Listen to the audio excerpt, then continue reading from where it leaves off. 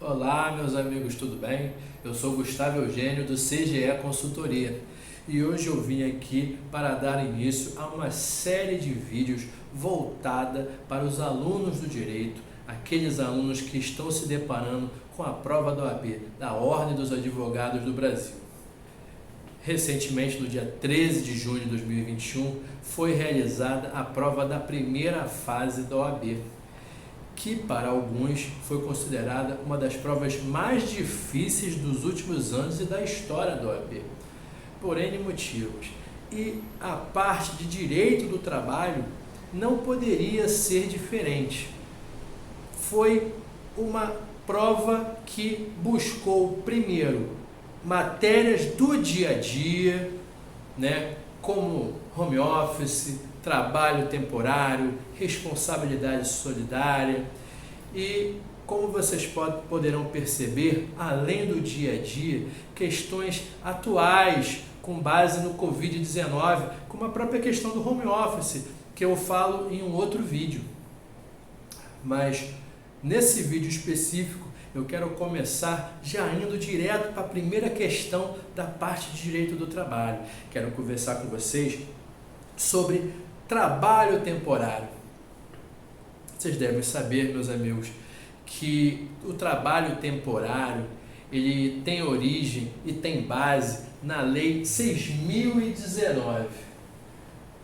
Além do trabalho temporário, que tem regência na Lei 6.019, para muitos doutrinadores, essa Lei 6.019 foi a base da terceirização, que também nós conversamos bastante aqui no nosso canal. Mas nesse ponto específico, vamos falar exclusivamente de trabalho temporário. Por que trabalho temporário é um dos temas mais importantes do direito do trabalho, meus amigos? A prova da OAB sempre atenta a essas necessidades, a essas questões importantes. Geralmente ela faz perguntas voltadas no dia a dia do trabalhador e principalmente voltadas ao dia a dia do futuro advogado trabalhista.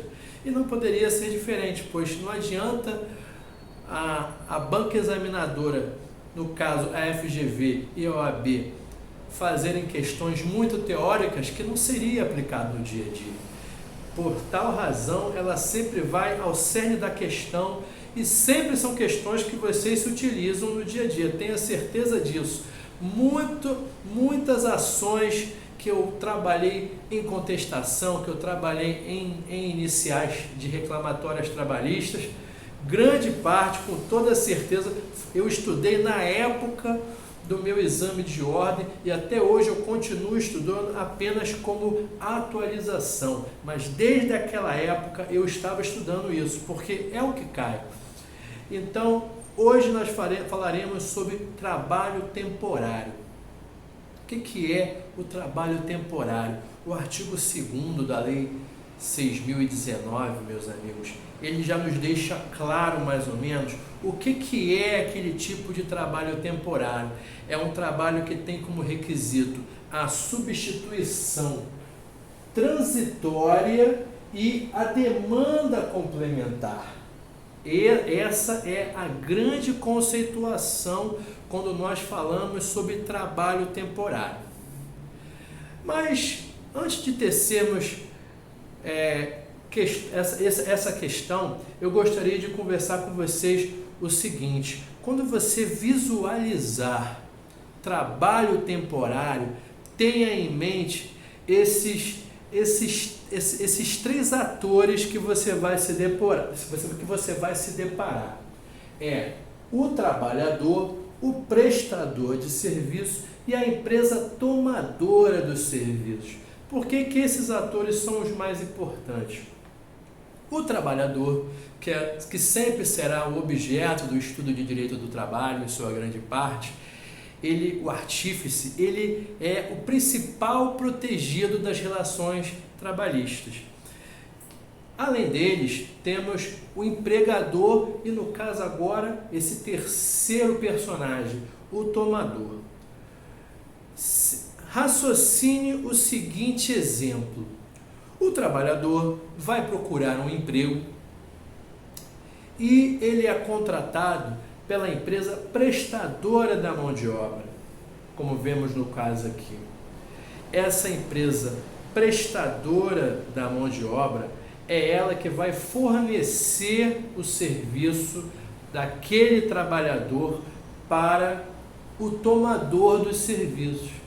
Por isso que a Lei 6.019, ela também serve como base da terceirização, porque as suas conceituações e os seus atores, eles são muito similares. E o raciocínio é bem parecido, embora com características diferentes dessa forma de atuação. O tomador, ele vai precisar contratar um funcionário por um determinado tempo, né? Por isso que ele vai buscar esse funcionário de forma temporária. O tomador dos serviços, meus amigos, ele na realidade, ele quer um funcionário que ele trabalhe durante um lapso temporal. Em regra e a princípio, ele não quer contratar uma pessoa definitivamente. Pode até ser que futuramente, caso ele verifique a qualidade desse colaborador, a excelente atuação desse profissional, nada impede que futuramente ele queira contratar. Às vezes ele até percebe que essa demanda que a princípio para ele era transitória ou excepcional, ele vai perceber que essa demanda será uma demanda contínua e nada impede então que ele contrate esse funcionário. Mas em regra ele não quer contratar um funcionário e seguir com esses encargos trabalhistas por muito tempo. O objetivo dele é aproveitar um momento, aproveitar uma lacuna que é necessária naquele ponto específico. Como, por exemplo, meus amigos, digamos que determinada funcionária da empresa se torne uma gestante. Ele já sabe que aquela gestante vai entrar em licença maternidade. Então, naquele período de licença maternidade da gestante, ele não vai poder ficar durante aquele período sem um funcionário para a prática de determinados atos, determinadas ações. Ele vai precisar ter um funcionário ali. Nem sempre ele vai conseguir puxar um funcionário daquele setor ou de outro setor para cobrir a ausência daquela funcionária ou daquele outro funcionário que esteja afastado por determinado motivo. Ele vai precisar de uma pessoa que fique ali durante alguns meses para suprir aquela necessidade. E depois que cessar, depois que essa funcionária que era gestante cessar a licença dela e ela retornar à sua atividade, provavelmente ele não vai mais precisar daquele trabalhador. Então, ele acha mais conveniente, o tomador do serviço acha mais conveniente entrar em contato com uma empresa prestadora de serviço, prestadora da mão de obra, e essa empresa prestadora da mão de obra, ela já tem os seus trabalhadores. Esses trabalhadores, eles têm vínculo de emprego com quem? Eles têm vínculo de emprego com o prestador dos serviços, com o prestador da mão de obra. Ele, em regra, o trabalhador, ele não terá vínculo de emprego com o tomador do serviço. Já o prestador da mão de obra e o tomador dos serviços, eles estão vinculados a uma relação contratual, um contrato de prestação de serviços, regido pelo Código Civil.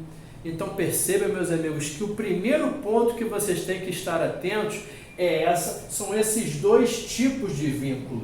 O trabalhador e o prestador da mão de obra, eles têm um vínculo trabalhista regido pela CLT, e o prestador da mão de obra e o tomador do serviço, ele terá um vínculo civil. Ultrapassada essa questão, gostaria de voltar ao artigo 2º, como nós já conversamos aqui. O artigo 2º coloca como requisito do trabalho temporário a substituição transitória e a demanda complementar. falei sobre substituição transitória, é nessas hipóteses, por exemplo, de uma gestante que irá se afastar por um período transitório e a empresa precisa de um trabalhador temporário especificamente naquele período. E agora, vocês poderiam me conceituar, me dar um exemplo de demanda complementar? Temos vários exemplos de demanda complementar, meus amigos, mas o que me vem na cabeça em todos os momentos sempre é no Natal. No Natal, quando você vai no shopping, quando você vai nas lojas, sempre tem vários funcionários além daqueles que você já conhece. Então, quando você vai no shopping, todas as lojas, ou a maioria das lojas, eles contratam trabalhadores temporários para suprir aquela demanda do mês de dezembro, que é muito grande. Nós sabemos até que quando termina esse momento de Natal, alguns trabalhadores temporários até permanecem, mas em regra ele só está ali para suprir aquela demanda excepcional, aquela demanda complementar. Um outro exemplo, que foi o exemplo dado pela banca examinadora da OAB, foi na época de Páscoa.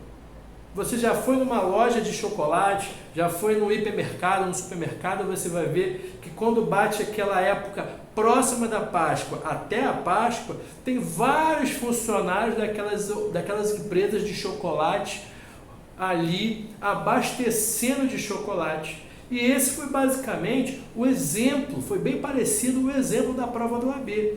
Então, esse é o exemplo de uma demanda complementar.